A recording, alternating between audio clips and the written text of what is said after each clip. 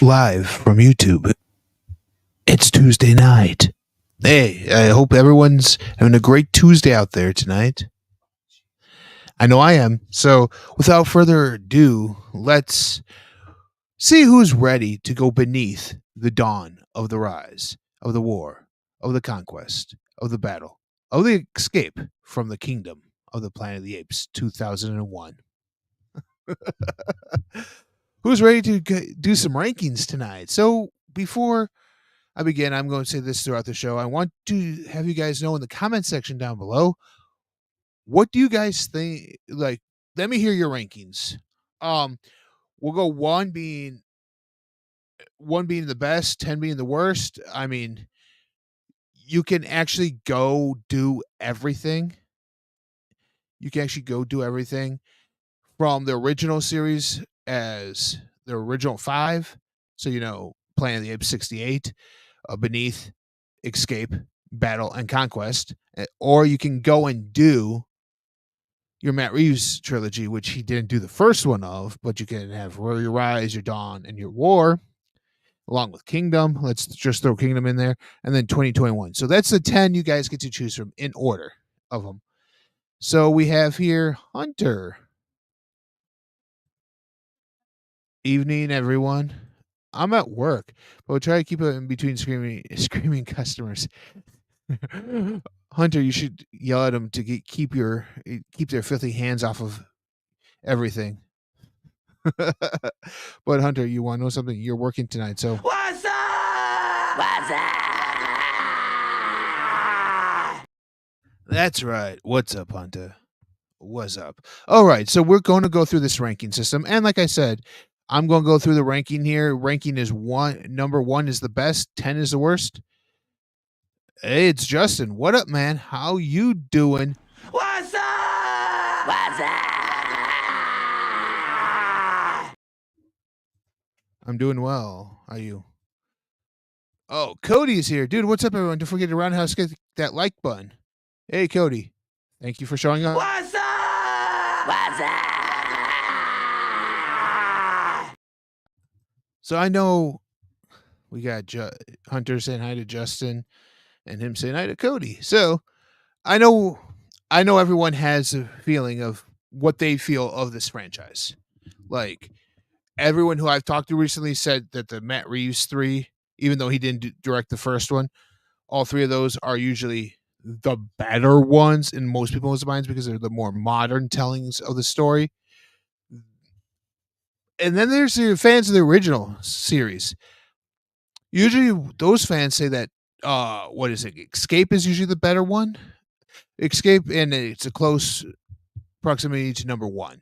So 1 and 3 are usually the best ones in that franchise. Usually in the Matt Reeves one, it's Dawn or War. Usually it fluctuates between those two. But where does it land on my list? So that's the thing. I'm going to have some hot takes here tonight for you folks. So let's see. What's up, Movie Hunter? Cody saying hi. Doing good, my friend. What's up, Movie Hunter? Justin saying hi to everyone else as well. All right. So what we're doing right now is I'm going to get into my number 10. What's up? I'm actually a fan of the Tim Burton one, but I have not seen it in like 20 years. It actually has its own little uniqueness to it. If you view it as a standalone film, it has its own little uniqueness to it. That is actually pretty awesome. That's what I like. That's why that Tim Burton one is original. And I also like the fact that it was still prosthetics and not CGI apes too. So I'm a sucker of practical effects. So that's what I like about that. Oh, Jared's here. Hey, Jared. What's up? What's up? What's up, Jared? How you doing tonight, man? Movie Hunter saying hi to Jared. All right. So we're going to start off with my number 10. Number 10. 10. My number 10, without a shadow of doubt, will be this one right here. Number 10. I have the picture somewhere here. Let me see if I can find it. All right here. Number 10, I'd have to say it's Battle for the Planet of the Apes. This is the fifth and last entry in the original series. In 1973, of Battle for the Planet of the Apes, was not only hampered by the lowest budget of the series at one point, and $1.2 million. That's not much money, even by their standards back then. But also a sense that despite the film still being a box office draw, there was not a clear idea of where this story would go. So, a number of years after the events of Conquest of the Planet of the Apes, the film finds our ape leader Caesar, played by Roddy McDowall, trying to maintain a fragile peace between the apes and humans who live in a community he's created in the aftermath of the ape revolution and subsequent human nuclear war. So in Battle of the Planet of the Apes, we have two sides here. We pretty much have Caesar's right-hand orangutan versus General Aldo of the gorillas, who are the military brethren in this group. It's usually those one group wants the humans to be part of their society. The other one doesn't. What does this sound like to you guys? This sounds like some of the newer stuff, doesn't it? But anyways, I mean, we get an awesome performance here from Roddy McDowall, who's been in all 5 of these original ones. So we get Paul Williams and Clyde Atkins also doing stellar work, because those 3 guys were the only 3 who really had their masks being prosthetics. Whereas most everyone's mask in this movie was just a mask. Like their mouths when they were talking weren't moving.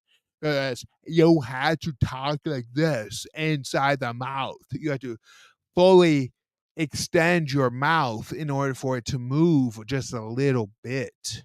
So yeah, that's what they had to do. I watched the behind the scenes things that they did. So that's what they had to do. And I mean, we battle in a tree houses between Caesar's apes and a ragtag band of mutated human survivors of the ruins of a nearby city, literally pull off the ape village, who literally pull up to the ape village in a school bus. Yes, so we get a school bus full of humans in here. Battle attempts to bring the entire franchise to full circle, although whether Caesar succeeds in changing the course of Earth's doomed history is not deliberately said. It's left ambiguous to the frustrations of fans. Yeah, because this entire movie is done by his buddy, played by Paul Williams, the orangutan. He's telling the entire story here, and we get flashbacks. We're telling a story when Caesar's dead, and it's being told to human and ape kids together in a classroom, which I think, okay, they survive, they're in peace. But then there's this little ape boy who pulls this little girl's hair and like pulls her down. And then we get to Caesar at the end, whose statue's crying. Is he crying because apes and humans can never get along? Or is it the fact that apes and humans are finally getting along? We don't know. It's left ambiguous. So we have no idea what that tear in the eye means. It's never said. It's never done any other way. That, to me, just because of how this production value was bad, and it seems like the storyline is, hey, let's do mutated humans, and let's do the apes against each other, with no feasible story. That's why this is number 10 for me. 10. And that is Battle of the Planet of the Apes from 1973. My next one, number 9. My ranking for number 9 is this. It's the second one of the entire franchise. That's right. Beneath the Planet of the Apes in 1970. Why? Why is Beneath? Right there's Beneath. That poster actually looks pretty cool. Let's go back and see the battle poster for a little bit. I mean, that looks kind of cheesy. Like, it's the final chapter, but that ape doesn't look like all the other posters, which look pretty decent, pretty cool. But there's Beneath. Beneath the Planet of the Apes from 1970. The dirty little secret among longtime ape fans is that this, even though Beneath is considered one of the weakest entries of the series, many of us love it. That's because of the movie is absolutely off its rocker. It begins with a Charlton Heston lookalike. Yeah, that's right. James Franciscus. You see him right there in that poster. He's the guy in the middle. He's the guy in the middle. You see him right there. Following Heston's trip to the exact same location, time, and space, meaning the exact same apes, again, the exact same shock of his life when he learns what the planet he's really on. Okay, so this is pretty much, hey, we have Charlton Heston for a little bit. They have him for a little bit of this movie. He's not doing the rest of it. So let's get someone else who looks like him. Okay, but he's not Taylor. Okay, let's create him somebody else. And let's have him do the same exact thing we did in the last movie. Let's have him fly all the way to space and follow the same trajectory, crash on the same planet, meet Cornelius and Zero, meet Dr. Zaius, meet all the apes, and beat Nova. I mean, you're pretty much you're doing the same thing over and over again in this movie, and for me, kind of took it out of it. I mean, this one in some ways it's great. It's cheesy, and I love a good cheesy movie at times, but something like this is just not my cup of tea. Let's look at some of my notes here, shall we? Let's look at this. We get Franciscus, and eventually has to show up on the first and last 10 minutes of the film together. Get caught up in a war between apes and human mutants living in the ruins of New York City. Because we found out in the first one, hey, they're in the New York, they're in the Earth all along. It ends quickly though after Heston decides he's had enough and blows up the Earth with a handy bomb that the mutants worship as God. Yes, there's a nuclear bomb under where the apes live that they worship as a bomb. If they wanted to come back up to the surface, they would have pulled the trigger on that bomb a lot sooner, in my opinion. That's just me. I'm sick of living underground. Let's just blow this place up and, yeah, see what happens. This was the first of the Ape sequels. It's almost as crazy as the movie is itself. It had half its budget cut in half just before production and swapped Oscar caliber director Franklin Schaffner with TV journeyman Ted Post. The script went through numerous rewrites before writer Paul Dean from Goldfinger tied it all up to the hodgepodge we see today. The guy who wrote Goldfinger fixed this movie up for us, folks. And Ted Post is known for TV movies and TV shows. So, yay! You see where this one's going? Yeah. Roddy McDowell does a stellar job again in here. Oh, no, he's missing. I'm sorry. He's missing from this one. Yet it's so weird that the mutants are so creepy and the ending works so damn hard to outbleak the original. And what they can't help but blazingly ridiculous the whole thing is. Yes, they try to make that jump at the end. Like in the first one, we find out with the Statue of Liberty that we're there in Earth the whole time. This one's like, oh, let's blow up the Earth. Boom. That's their bleak ending to everything in this one. I mean, it's a number 9. It's not a bad 9. It's Jagoda. Jagoda's here. You know what that means, Jagoda? You know what that means? What's up? What's up?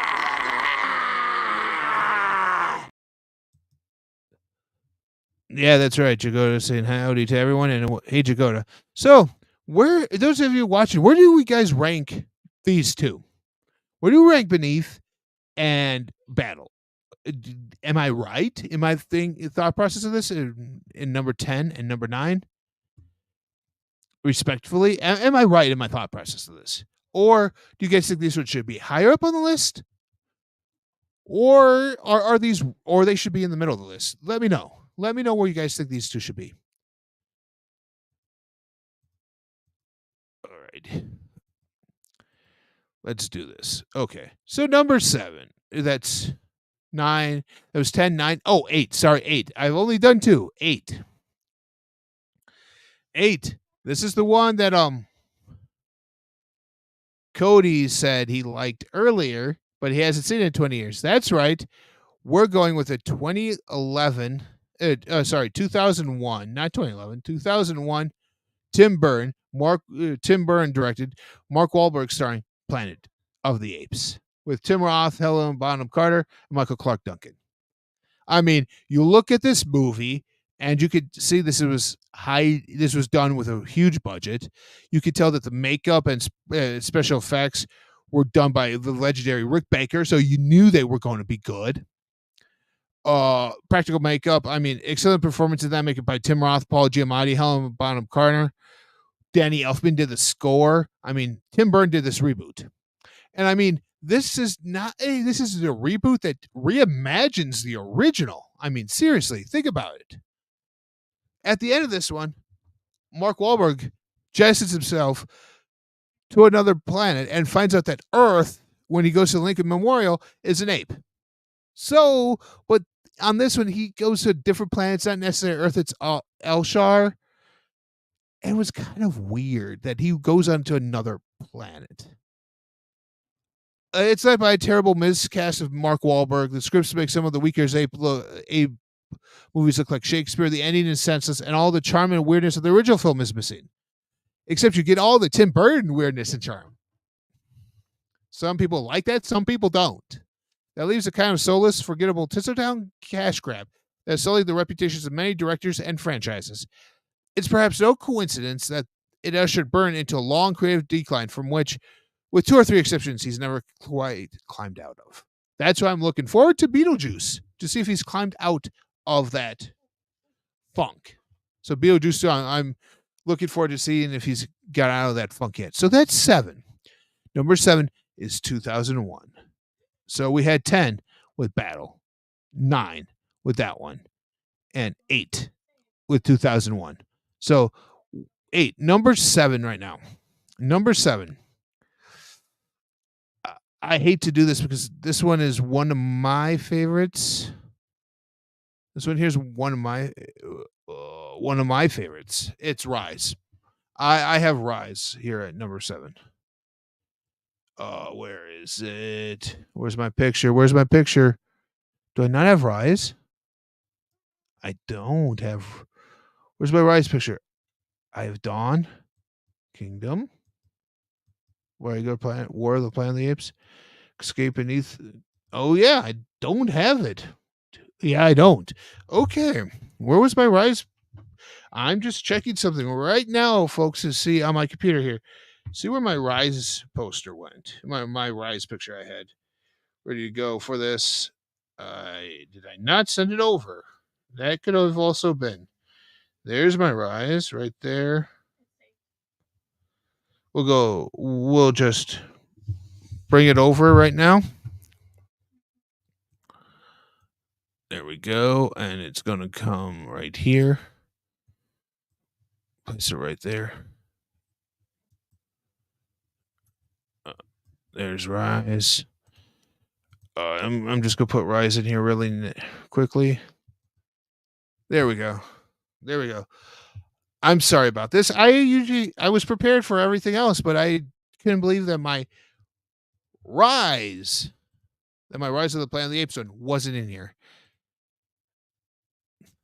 Jagoda says he loves Rise of the Planet of the Apes. Jagoda, tell me why you like it. Like I said, this is my number 7, just because I like a couple more better than this. Number 7 is my Rise of the Planet of the Apes of 2011. This is very loosely parent on 1972's Conquest of the Planet of the Apes because it is in part done. It is in part told about the virus. This was trying to do a cure for Alzheimer's.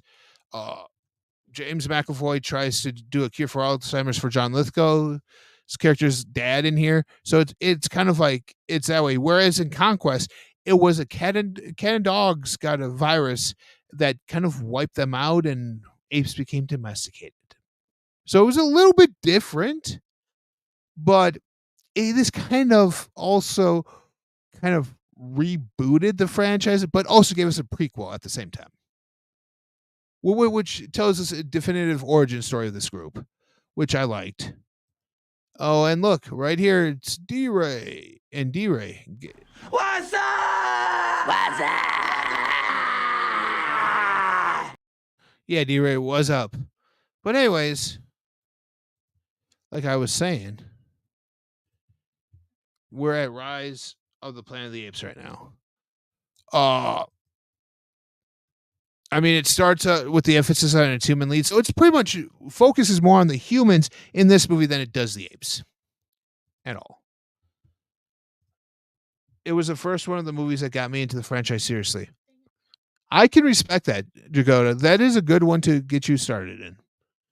Hey, D-Ray, everyone's saying hi to everyone now on here. I missed a portion of the earlier ones. Yeah, yeah. It's like that a lot with the earlier ones, Jagoda. It's kind of like you either saw them growing up or you didn't see them growing up, and so a lot of the people my age have seen them growing up. Me as well. I never really saw the older movies. See, that's the thing. Some people have seen them. Some people haven't. So some of us who grow up watching the Planet of the Apes, the the older ones have a better place in our minds and our hearts than the newer ones do.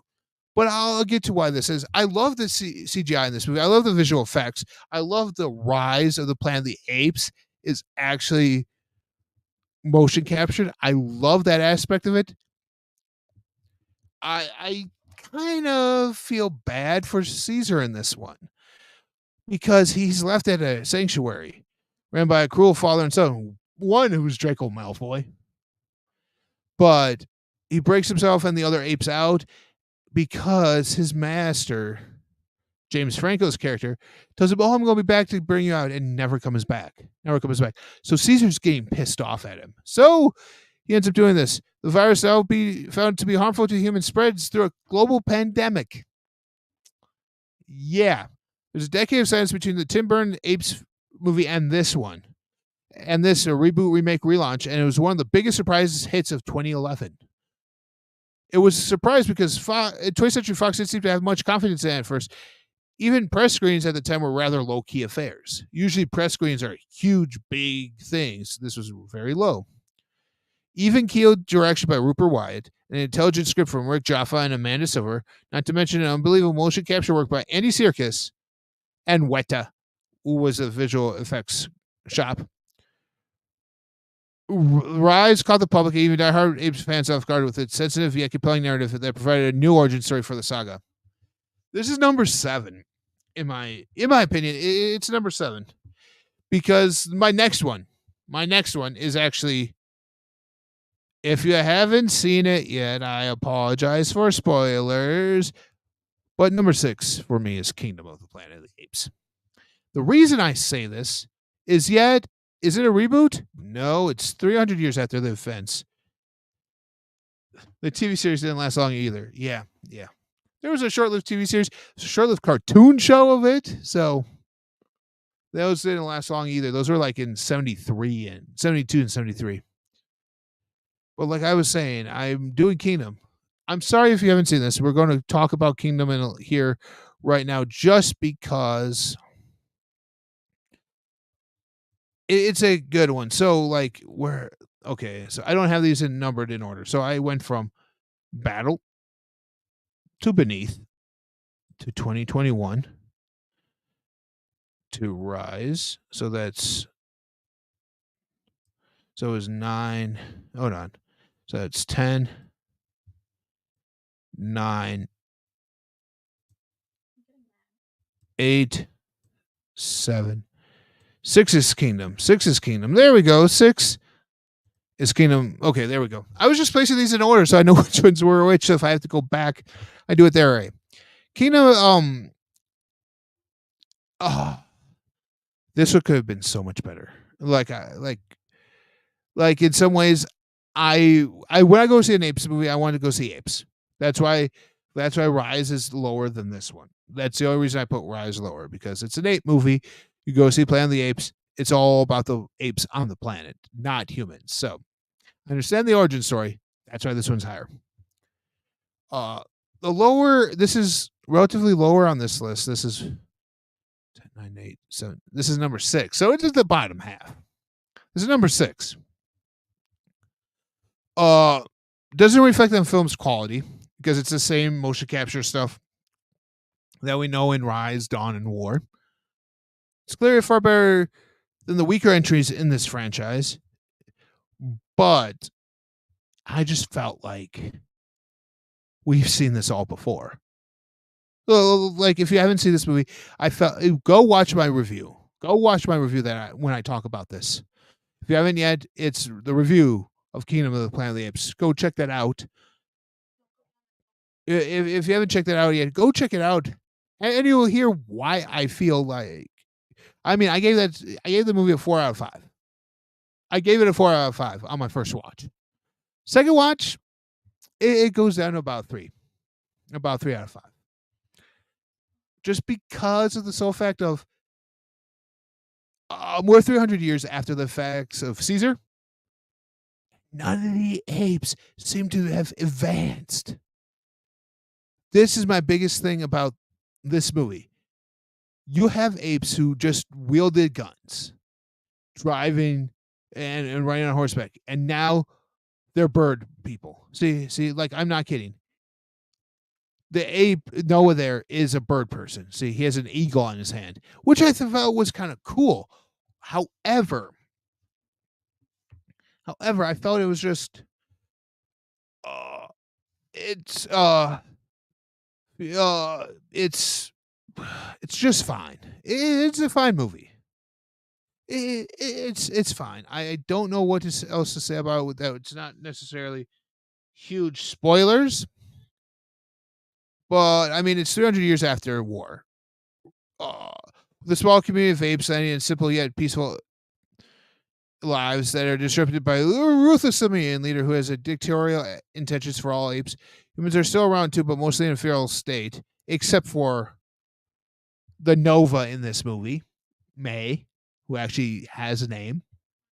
She's the only one that's not feral. The humans have all gone feral, except for her. I wonder why. Oh, maybe she's in the contingent that's still living in bunkers from war? I thought the simian flu wiped out everyone. Well, we find out that there's a group living in a bunker,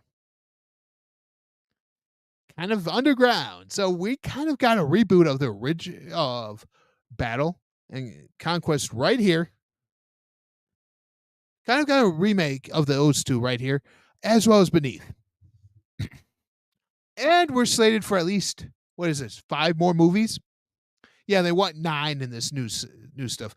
They didn't say if it was 9 including Kingdom or if it was 9 with the previous 3 that are there. So 3 trilogies of 3. It's a lot of movies.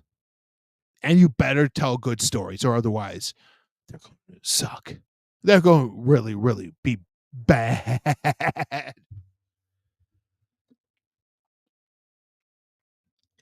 Oh, I knew. Before we get into our top 5, if you haven't already, hit that subscribe button, hit the thumbs up button, and hit the bell notification for whenever I drop content, folks. All right, so number 5. Number 5, I will have to say, it's right here. Number 5. It's Conquest of the Planet of the Apes from 1972. Look at that poster. That poster looks cool. The reason I say this. Hey, Dell is here. Hey, Dell. What's up? What's up? What's up, Dell? What's up? I love how that's become a thing on this channel right now. That "What's up" it has become kind of a catchphrase on this channel. So I kind of like that. For all of you that don't know, "What's up" is a greeting that I play for you guys. So I'm glad it's kind of gone that way. Hey, Kayla. Never been a fan of Planet of the Apes. The first one kind of annoyed me. The first one, what do you mean by first one, Kayla? Like, are you talking all the way back to the 1968 or are you talking Rise? I want you to tell me which one of that, Kayla. While you get a... What's up? What's up?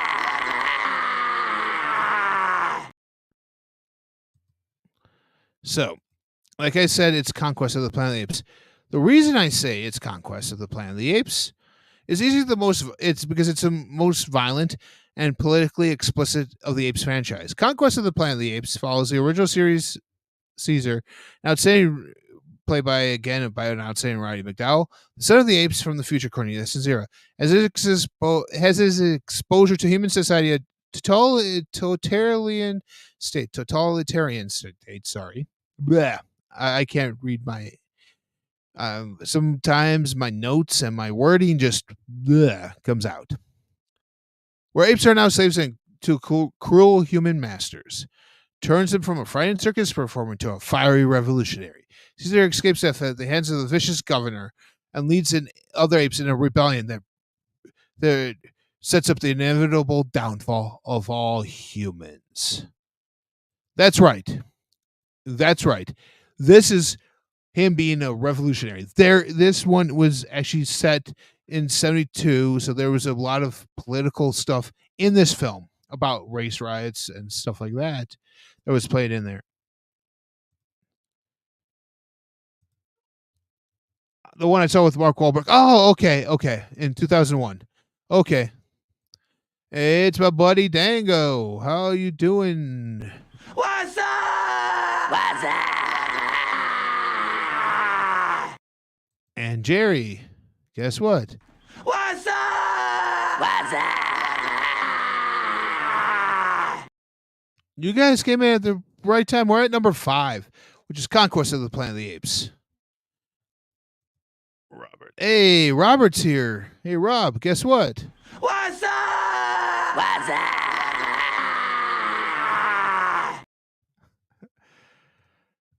Which one had James Franco? That was Rise. Rise had James Franco.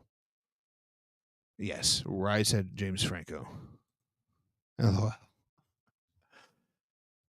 All right. So, like I said, we're in Conquest of the Planet of the Apes right here. Conquest, number 5. Written by Paul Dehn, who penned 3 of the original Apes sequels and worked on the 4th one, and directed by J. Lee Thompson from Guns of Navarone. So if you guys are an old school Guns of Navarone fan, this one will, because the writer and director of that is part of this. No, my bad. It was a 2011 one. Okay. So it was the ones with James Franco, not Mark Wahlberg. Okay. That's awesome. That one was just my number 6, Kayla. That one with James Franco was number 6, Kayla. So the one where the apes take over DC. Yeah. Okay. So the ones that take over DC, that's 2001's. That's the one with what's his face? Tim Burton. That's Tim Burns and Gregory Peck and David Niven. Yes. Guns of Navarone. The Guns of Navarone. So yeah, so we're on Conquest. Let me get this off of here. There we go. Conquest of the Planet of the Apes. So it fully goes into its racial metaphor. The film's ape revolt pattern in some scenes after footage of the race riots that occurred in the late 60s and early 70s. The result is perhaps the darkest Apes movie of them all, folks. The first one that earned a rating other than G. It was rated GP because at that point in time, that was the predecessor to PG. Yeah, this was the first movie that was not G-rated. You're talking, what is Conquest? Conquest is 4 of the 5 originals? Yeah, 4 is, this is 4. So 3 other movies of this were considered G. This was the first PG one of it because it was so dark and because of the political stuff on it. So Marky Mark 2001. I've seen 68 OG. Burn Disaster, the 40 Apes movies. I love how you said it's a burn disaster. Oh, that's awesome. That's awesome. And everyone else is saying hey to everyone else. Even Hunter's saying hey to Jerry right there.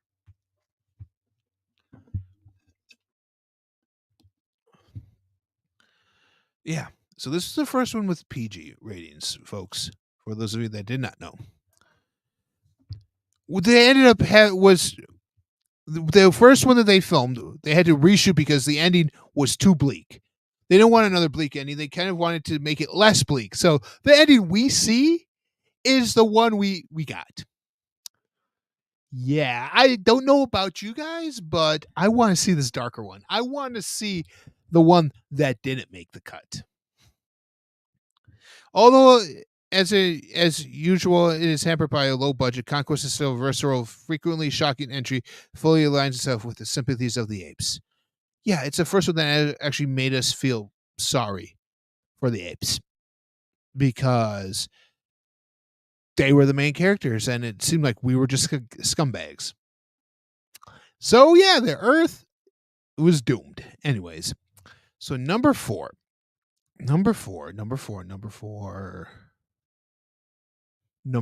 This is going to be a weird one for you guys because my number 4 is Escape from the Planet of the Apes. So what this was it had this was a sequel, the second sequel, the third one overall. I own them all, so I need to see the ones I have missed soon. Yeah, Dell. Some of the older ones you can miss. You're not missing much, but it does explain. Like when you see the original ones, let me take this off. When you see the original ones, Dell, you kind of see some of that in the newer ones. You kind of see that somewhat up in the newer ones too. Kind of, you see hints of them up in these newer ones. So watch them, Dell. So we got Cal here, folks. We got Cal. Cal is saying hi to everyone. What's up? What's up? Cal. Okay. So yeah. So Escape from the Planet of the Apes. So like I was saying, the Escape of the Planet of the Apes is the third part of this franchise. The second full sequel we got. And the thing about this is it takes Zira, Cornelius. So our two main apes in the first two movies. And takes them and also takes a third ape and kind of sees them crash land on Earth. Yes, they take the other rocket right before the Earth blows up beneath. And they are just going backwards from what Taylor did, land on Earth in 1973. And it all goes from there. So it's kind of like, hey, Zira and Cornelius are kind of at the forefront of what happened here. So it kind of comes full circle right here in this movie from the first one. So if they ended it here, if they ended the franchise here, the first five, if they took it is only a trilogy and ended it here, you could see the circle effect going on from 1, 2 to 3. You see it that way. That would have been good if they ended it here, but they didn't. We got conquest and battle. But following the destruction of Earth in the 1970s beneath, it's something of a miracle. But when screenwriter Baldane is nothing so short of brilliant. Find a way to not only extend the story, but make it a self-perpetuating cycle that fully develops a cinematic saga.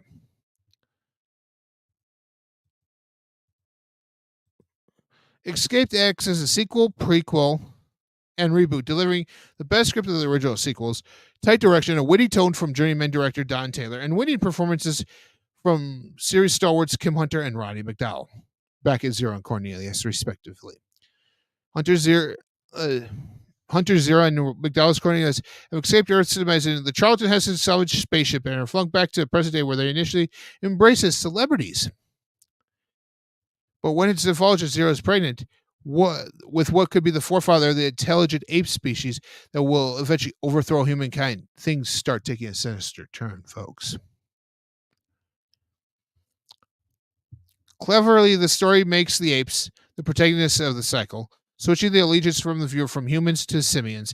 It also brings the sharp shape of the cycle fully into focus with that of the Cornelius and Zira are essentially their own ancestors. With its smart script, nice bounce of satire and suspense, and generally fresh spin, Escape is easily the best of the original sequels, even if it took the ending of the world to make the picture happen. But here's the thing. How does this one end? Well, we see Zira holding a baby monkey, getting gunned down by the humans. Cornelius also gets gunned down. So you see him dead there, and they see the baby there. They shoot the little baby monkey. Although what we don't see is that they switched out the monkey. You remember how I said in Conquest, Caesar was a circus performer.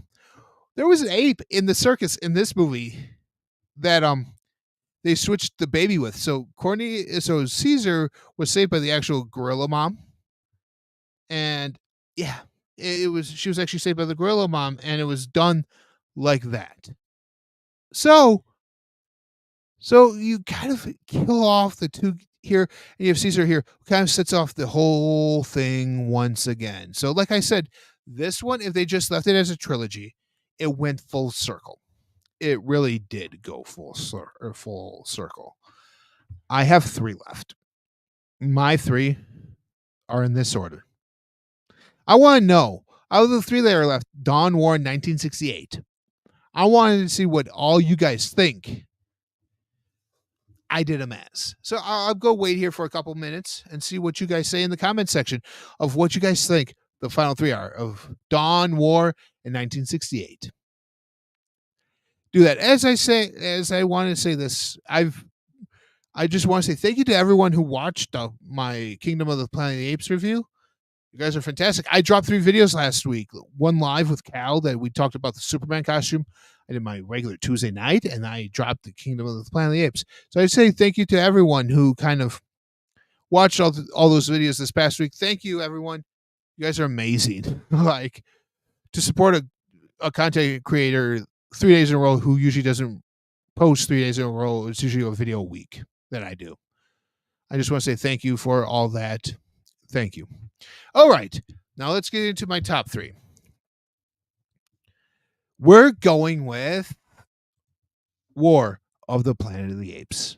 That's right. War of the Planet of the Apes is my number 3, which brings the saga of Andy Circus Caesar to a clear and powerful close. After leading his fellow apes out of captivity and rise, and planting the seeds of his own civilization while attempting to peacefully coexist with what's left of humanity in Dawn, Caesar finally guides his people towards freedom while battling a human militia led by the unhinged colonel played by Woody Harrelson. Caesar is overcome by his wounds and dies quickly at the end of war, somberly seeing his tribe arrive to their promised land but never entering it himself. Kind of like Moses in the biblical movies. Keep pushing that content. Thanks, D-Ray. I plan on it. So you see, he kind of is like Moses in that aspect. He kind of sees his people getting into the promised land and can't enter it himself. While a bit less tightly scripted than his 2 predecessors, War manages to pay homage to both the Apes franchise and the classic Hollywood cinema overall. There are clear nods to films like Apocalypse Now, The Bridge Over the River Kwai, and in its final third act, The 10 Commandments. As Caesar evolves into a Moses-like figure, Matt Reeves' direction and screenplay, co-written by Mark Bombeck, are thoughtful and thrilling, even if the narrative is not so well-formed as it is in Dawn. Meanwhile, the digitally enhanced acting by Circus and other 8 performers like Carl Carnival and Terry Notari is just as stunning as ever. War is seen as a bit of a letdown after Dawn upon release, but it's still an engaging film of Caesar's story and the final chapter of the Caesar saga. Of his storyline, of his 3 movies. That's what I mean. From his saga. War of the Planet of the Apes. So that's my number 3. Which means I have the original and Dawn left, folks. I have the original and Dawn left. Dell saying hi to D-Ray. Dell saying hi to D-Ray. Did I say? Yeah, D-Ray. D-Ray got the was up earlier. That's right. I remember now. 68 and Dawn. 68 and Dawn. Which one is it? Which one is it's 1968. My favorite of the franchise. 1968. However, it's might be my favorite, but it's not ranked it's my favorite of the original franchise. I should say that. None of all 10 of the original franchise. Of the original 5 movies. Because it's Planet of the Apes. Okay, so this one may not have had the budget, visual effects, or even the production values of the more recent entries of the franchise. But Planet of the Apes remains the first and best. You loved War. I can see why. Honestly, I can see why people love that movie. It's just not my number one overall.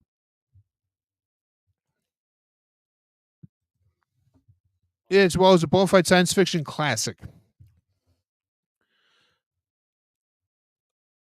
It provided not just a weird, surreal tone that would infuse the rest of the films, but it broke new ground in film makeup. It helped elevate sci-fi cinema beyond drive-in fodder, and provided a template for the idea for a movie and sequels telling a single large-scale, continuing story instead of a new, unrelated adventure with each entry. That's right. If it wasn't, yes, I'm bringing out. If it wasn't for tonight, if it wasn't for Planet of the Apes, we would not get one underlying story line like we did in the MCU. You can take that to bank, you can cash that check, and I know I'm right because it provided the template for an idea that you can tell one movie and it can tell one cohesive story in the entire thing without each entry of each sequel being its own standalone story. It would tell one continuous story. So yeah. So it provided that template. So if it wasn't for Planet of the Apes franchise, we probably wouldn't have had the success that the MCU had. Think about that for a moment. Planet of the Apes in '68 was also a knockout film with Charlton Heston as the astronaut George Shelley, who travels 2,000 years into the future, where he must defend himself and by extension the human race after being captured by a society of highly intelligent talking apes.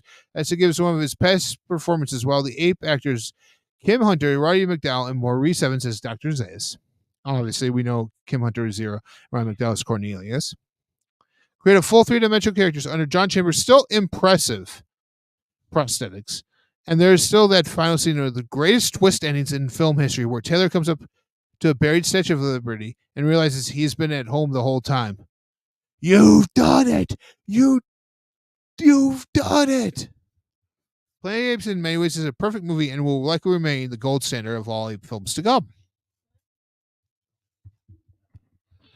The Planet of the Apes in 1968 revolutionized not just sci-fi, because up until that point, sci-fi was just drive-in fodder, which was like B movies, like UFOs on strings, spaceships on strings, just cheesy, horrible sci-fi movies.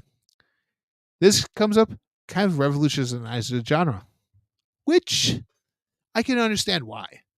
You're in a Planet of the Apes, and humans are humans who, in your current world, humans are the top of the food chain. Now, apes are. And that kind of twists your thinking of it. And that's why this movie and the franchise became so popular, because of stuff like that. So, without further ado, my number one. It's Dawn of the Planet of the Apes. The reason I put Dawn over the first one, it's just so good. It's rich, it's gripping, it's frightening, it's ultimately moving with a thoughtful, melancholy tone that is a hallmark of the series at its best. Jason Clarke, Kerry Russell, and Gary Oldman provide the human leads, opposite Tony Kebbell, Karen Carnival, and Andy Serkis as your three main apes. You get this. It's not just a superior successor to Rise. The sheer quality of storytelling, character building, and thematic depths lands right near the top of this franchise. Andy Serkis continues his groundbreaking work in motion capture. I'm shocked that guy hasn't won an Academy Award. Aren't you guys? Aren't you guys shocked that he hasn't won an award for his motion capture work? I kind of am shocked by that. 10 years after the events of Rise, the same lab produced virus that boosted the intelligence of the apes and have wiped out most of the world's human population and led to the collapse of civilization. Caesar has established an orderly society of apes in the forest outside of San Francisco, where his attempts to work peacefully with the nearby community of human survivors eventually leads to conflict. Just as Rise loosely followed the narrative of the arc of conquest, Dawn is even more lightly inspired by the most bare bones sense by battle. The reason why it's humans and apes trying to cohabitate together, trying to work together, trying to live together, but ultimately not working out. That's loosely what battle is. But battle is so bad. Can't argue your top three. Yeah. Well, like I said, my top three probably wouldn't surprise many people, but many people, Dell, might have them in a different order. But I mean, these are probably by the three best. And I'm not done yet. So, thanks, Hunter. Thanks. But Dawn expands the story so much bigger and bolder strokes, completing with a trademark bleak ending. The imagination, intelligence, and storytelling power at work in Dawn is a rare achievement for the eighth film in a franchise that at the time of its release was nearly 50 years old. That's right. When this movie was released, when Dawn was released, the franchise was 50 years old. A little over 50 years old.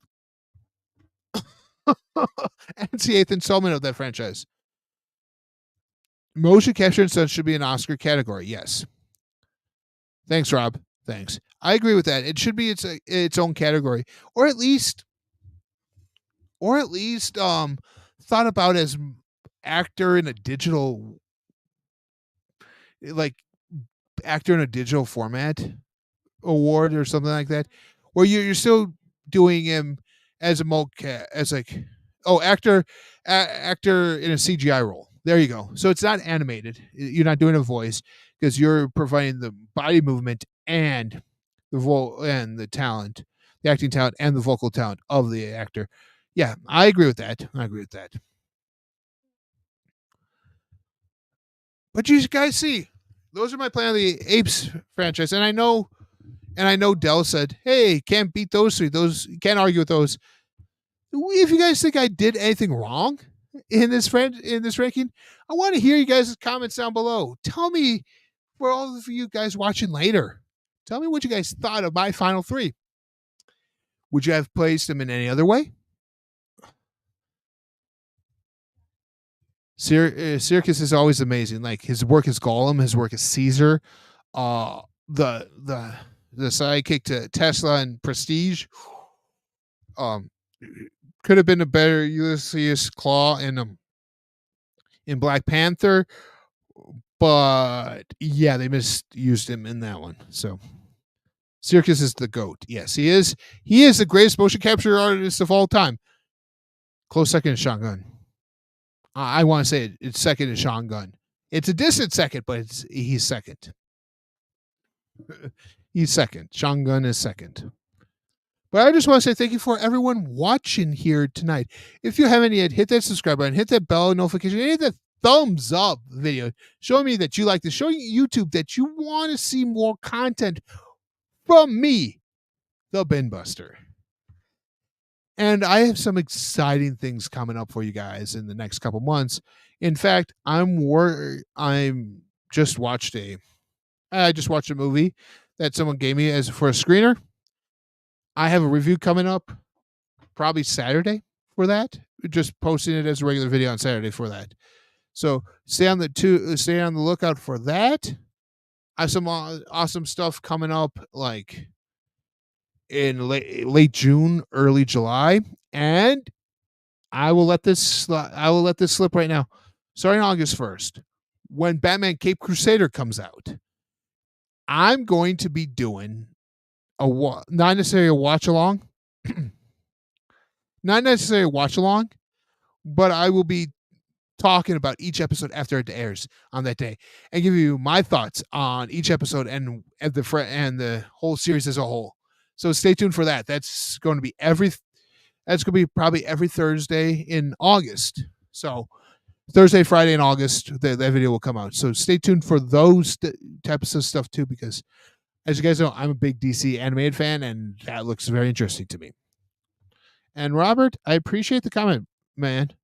We love you, Ben. Great ranking show tonight. Thank you. And I'll see you guys here next week right here on Tuesday Night Live. Until then, see you.